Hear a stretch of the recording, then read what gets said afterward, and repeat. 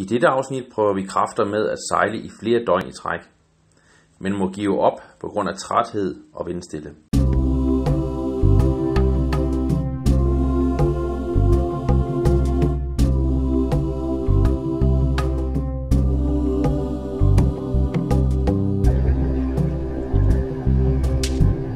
Vi er en familie på 3, der har en båd, som vi elsker at sejle i. Med filosofien om, at de store oplevelser venter lige rundt om hjørnet, sejler vi ud for at møde dem. Det er tid til at tage på tur med Klan.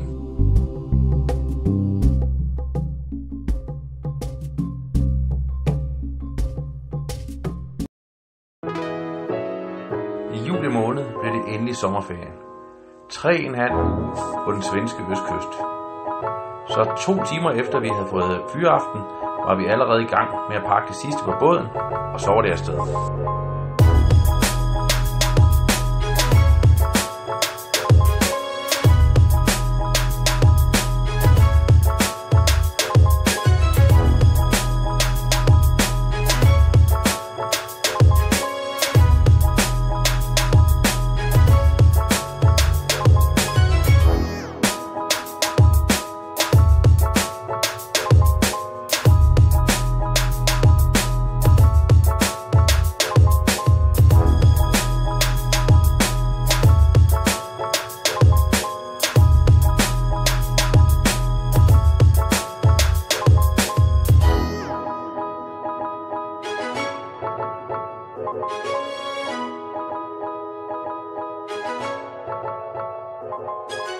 Vi lagde ud med den her sejlads, som skulle gå fra Brøndby af og så til Oskarshamn. En sejlads på, jeg tror det var 220 eller 240 sømil. Og det var planen. Til at starte med gik det fint fra Brøndby. Det var lækkert vejr, medvind, sol, og vi startede ud lige direkte, da vi havde fået fri fra arbejde af. Sejlede stille og roligt op med ginakkeren og lå og slappede af og spiste vores medbragte mad, og det gik rigtig fint. Da det så blev mørkt, der gik Sascha og Klaas ned og sov, og jeg fortsatte videre resten af natten for ginakker stadigvæk. Det blev vist sig at være en perfekt nattesejlads. Ikke ret meget vind, og stort set ingen bølger. Og til gengæld var der fuldmåne, så det virkede slet ikke uoverkommeligt.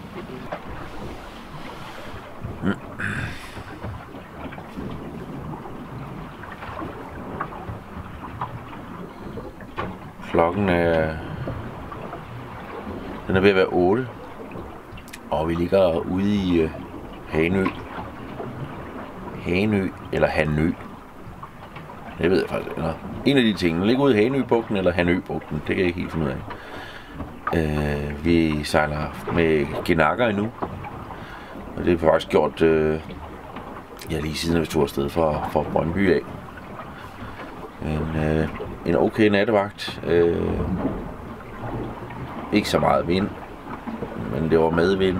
Stille og roligt, der var måne. Ingen skibe. Sådan en ren afslapning, men ufattelig koldt.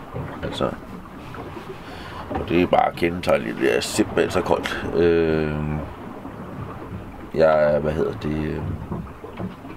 Jeg fryser bare. Desuden har jeg svært ved at sove.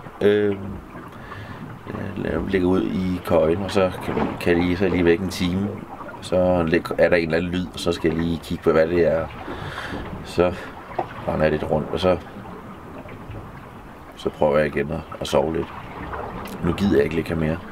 Prøver jeg at stå op igen, og så må jeg lægge mig igen, når jeg er træt nok. Vi har nu sejlet 20 timer, og vejret det er helt perfekt. Vi har nok 5 meter i sekundet akten for tværs, og vi ligger og går omkring 5 meter. Og søen den er ikke særlig høj, og dejligt solskinsvejr.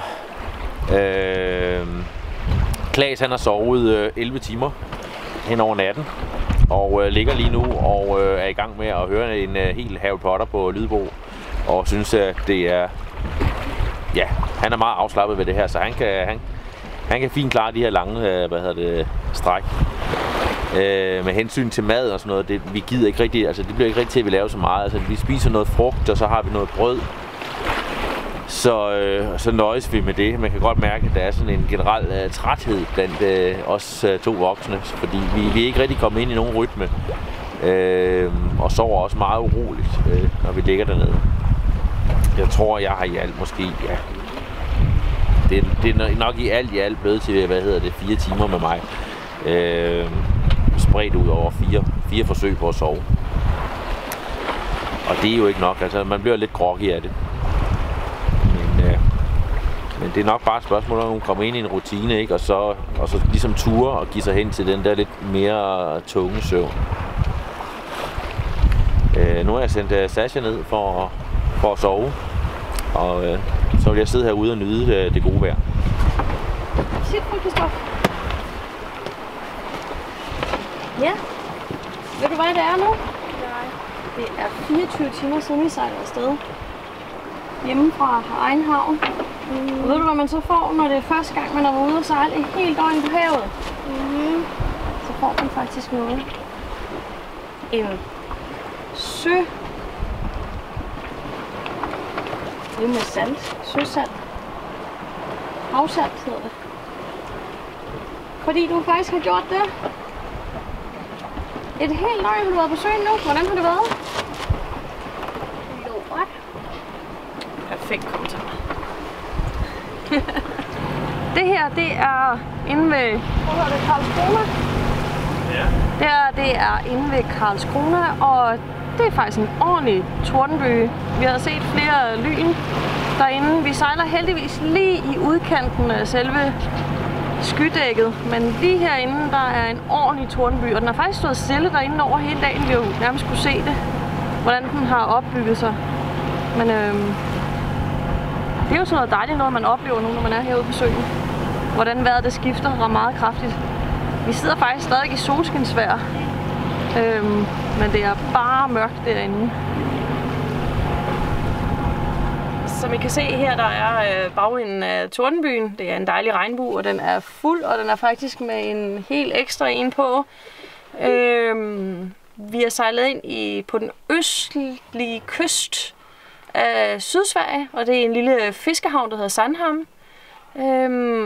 Det er ved at klare op lige nu. Solen den skinner rigtig meget.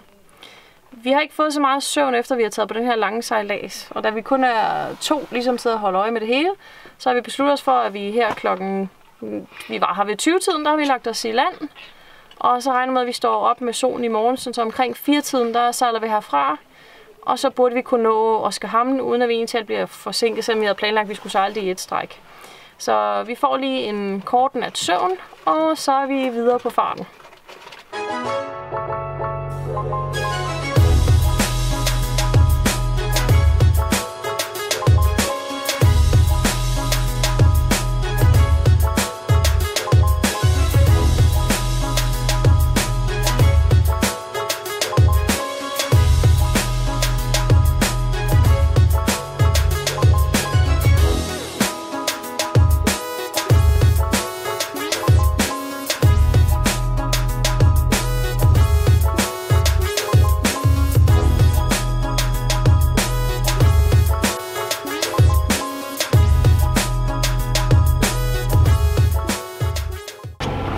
Det var ikke meningen, vi skulle have ind, ikke? Man sådan lidt, hvad hedder det? Ambivalent. Er det rigtige ord? Ja. Ambivalent omkring det. Det var jo egentlig meningen, at vi gerne ville prøve at se efter, om vi kunne klare det her lange. Men for det første, så regnede det helt så meget. Det havde været en trælstur.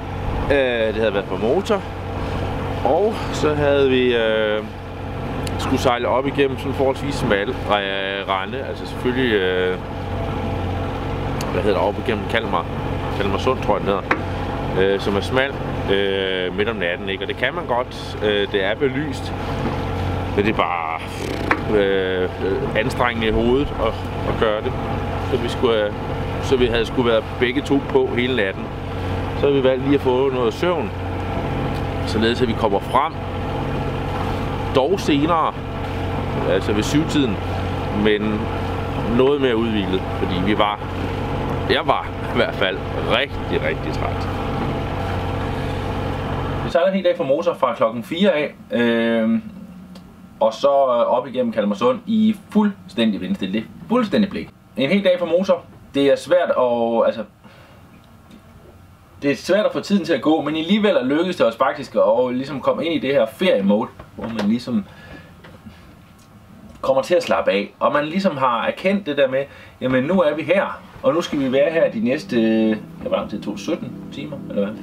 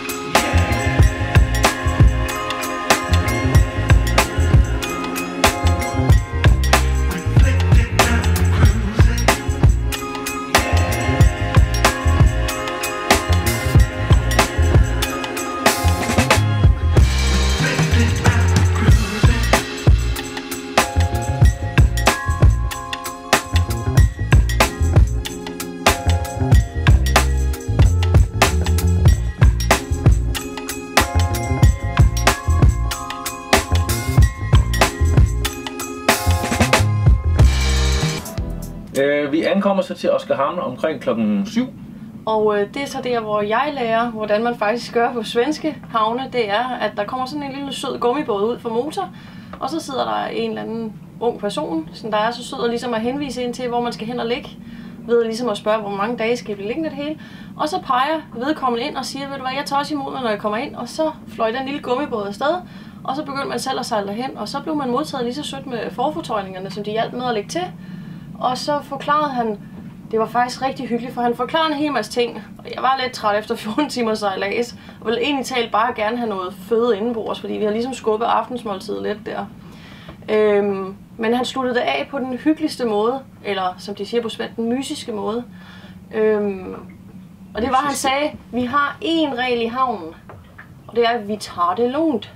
Det var rigtig hyggeligt, fordi det var faktisk det gjorde. Det var rigtig behageligt. Ja. Jeg synes det der med, at man bliver modtaget af en person i en gummibåd, der ligesom anviser, jamen her kan du ligge. Det giver en enorm tryghed i. Og det synes jeg virkelig danske havne. Altså prøv nu lige at tage sammen de der store turisthavne. Prøv lige, altså det koster ingenting at lade nogle unge mennesker, ligge derude i en gummibåd. Anvise de her, på den måde får I fyldt havnene meget bedre op. I får anvendt havnene meget bedre. Gæstesejlerne får en meget bedre oplevelse af at ankomme til havnen. Og der er simpelthen en tryghed i at sige, at nu har vi altså fået anvist den her plads. Nu er der ikke noget problem. Vi skal ikke til at flytte os senere hen. Nej. Det er her, vi ligger nu. Og vi skal ikke sejle hele havnen rundt for at lede efter et eller andet sted. Så det... Og der er ikke nogen diskussion, altså. Når han siger, at det er der, I skal ligge, jamen så ligger vi os der, og det synes jeg, det er simpelthen, det kunne man... Hør nu her danske havn, det må I gerne lære lidt af det her. Ja.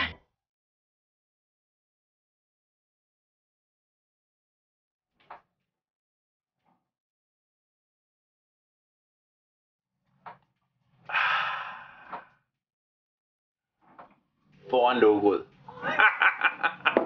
Slut.